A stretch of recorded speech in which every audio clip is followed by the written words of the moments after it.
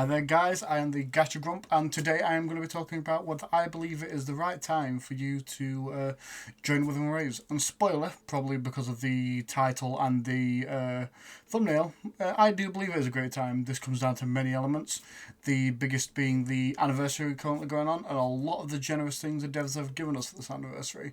So yeah, stay tuned for what comes next. Obviously following the video, just wanted to do a quick introduction with my face cam. Thank you very much guys, and enjoy the video. Hey there guys, to follow on from the intro, I am going to be talking about the anniversary event for Wuthering Waves and why I believe now might just be the best time to join or rejoin the game if you'd started prior.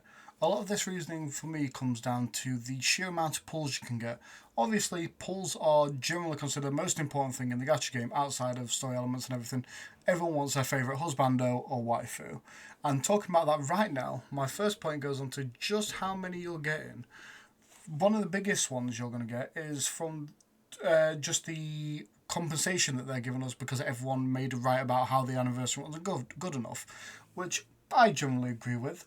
But from this, we have earned plus 10 to weapon pulls, plus 10 to the luminous orb pulls, and plus 10 to the regular orb pulls, which lets you pull on the standard banner.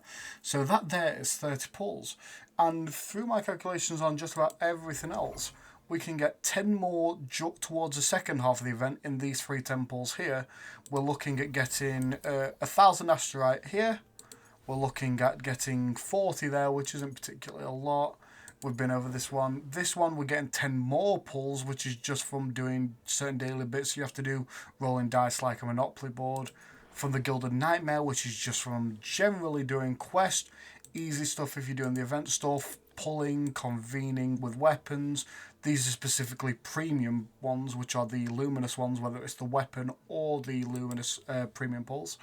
And this is going to give you another 10 pulls, plus plenty of resources that are quite important. Weekly challenge supply pack is a standout. You can usually only farm the entity tied to that 3 times. This gives you 25 more, so if you might need, say, for your Havoc characters, the Dreamless Feather, they're in there, and you've got 25 that you can get. But obviously the biggest thing are the pulls, which is 3 there, 5 there, and 2 there. That is giving you a grand total of 10 premium pulls there. We're looking at the Memory Travelogue, that's another 260, so that's another, let's say, a pull and a bit. This one won't apply to you, but if you are returning after a break, like I said, you might be, you're getting 500 from there.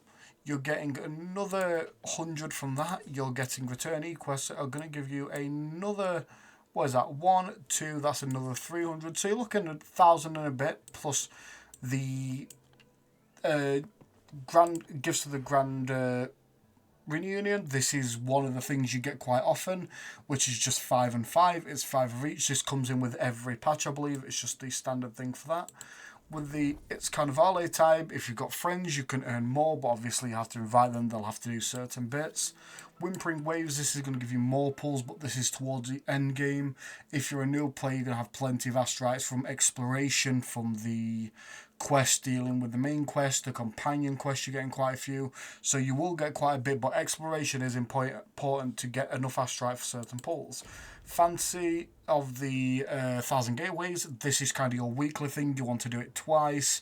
This gives you enough to get, I believe it is a couple of pulls. Sorry, I can't go to it right now because that'll take me all the way back there. So I'm just going to go here, but that's more pulls there. Blazing Dart, this is just showing you, like I say, the companion quest. This is 100. This is the same with every companion. So if you've got plenty of them to do, that's just a free 100 there. Ascendant Aces, this is specifically testing out the characters. So if you're a new player, this is going to be important for you to see if you like the character.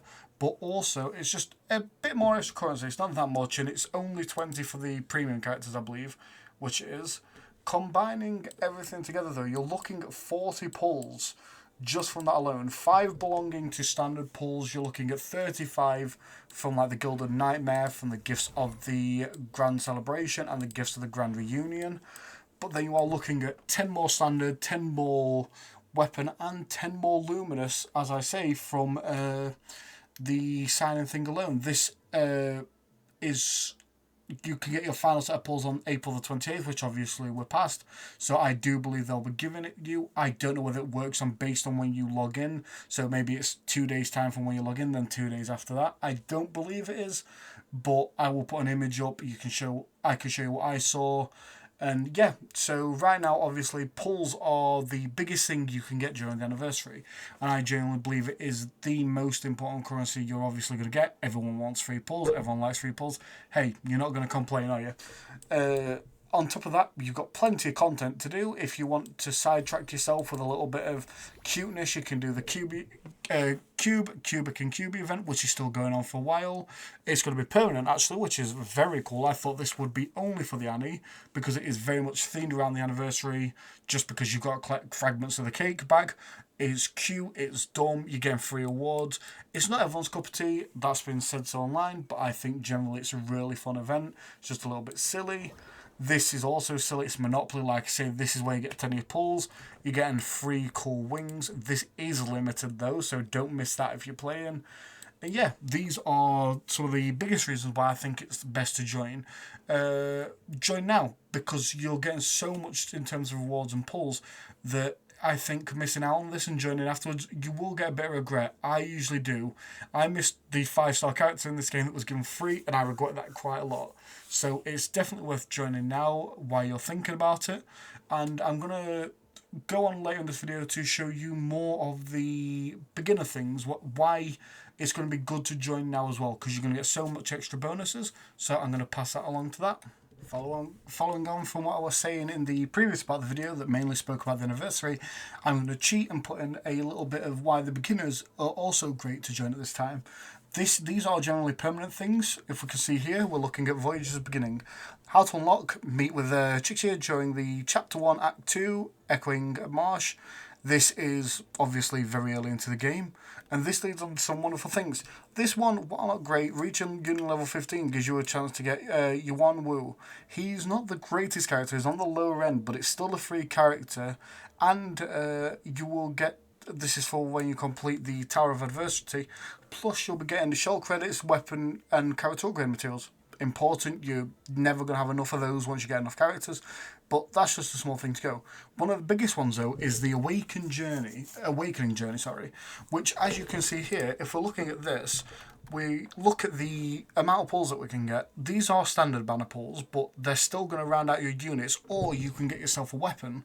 The 5-star weapons in this game are absolutely great. Even the standard ones, they're generally the baseline. They're good on the characters you can get them for. There's some standouts with their main weapons, obviously, but there's never really a bad option among the standard 5-star weapons. This in total, if you look between getting to level 35, is giving you a 40 standard pulls, which you can use on weapons or characters. And I believe this is a selector. The selector lets you choose a weapon. It'll be a lustrous weapon, I believe. Plus you're getting 1,000, and that's 1,600, so that's another 10 pulls that you can use on the premium banner. So in total, from getting to level 45, you are getting 40 standard pulls. You're getting a choice of standard 5-star weapon. You're getting some crystal solvents, which is for your stamina. But more importantly, you're getting 1,600 asterite, which is going to be used on your premium pulls to pull a temple. It's not much, but it is extra there for you.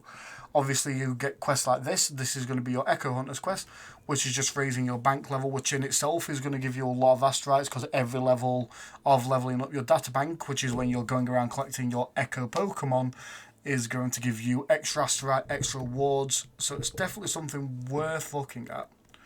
Then to follow on that, Gifts of the Thawing Frost. When you're logging in for the first time, you're getting 4 standard pulls, and 5 you're getting an excellent unit, which again, this is unlocked during Chapter 1 Act 2 very early, called Sanhua. She is a very good sub-DPS. Obviously, she needs 6 copies to be perfect at the end game, but she's a very solid unit that fits into even some of the later teams. She's used on the budget Havoc Rover team. She's used with a lot of other teams because she just offers quite a lot of utility and personal damage. And then you're getting 4 premium pulls after that, which in itself is great. This is just if you're returning back to the game. This is the Reprise of Tide events. I spoke about this in my very first video. You need to reach Union level 8, not log in for 30 or more consecutive days, and then 30 or more days of last pass since you have received the Reprise of Tides before. So those things together are going to give you quite a lot of pulls there, especially as a new player. There's resources, there's pulls, and the Sonian Labyrinth is a permanent event, which is going to be it's going to have a checklist of bits for you to do involving different characters, but you're getting cosmetics, you're getting asteroids specifically, which are important, of course, more of the resources. But yeah, overall, I think now is the perfect time to join Wuthering Waves, simply because you're getting so much around the anniversary. This goes for a lot of gachas. Why joining around the gacha anniversary is so wonderful is because you're getting such an abundance of resources that you will miss after a month or two's time. So it's definitely worth doing it now. If you've had any hesitations about doing so, I would advise jumping in now. But that's just me. I've been the Gacha Grump, and to end this video, I just want to say thank you all. I've received quite a lot of support. I've got over 40 views on my first video, 20 on the second. That's huge. I expected none. I'm at 10 subs as well. So yep, do that standard YouTuber jargon of like, subscribe, comment, specifically if you've enjoyed. Comment if you've got criticisms, advice. I'd be happy to hear it. I'll respond to all in the comments. Yeah, thank you very much, guys, and please join us over at Wuthering Waves. You'll have a wonderful time, I assure you. Take care, guys. Bye.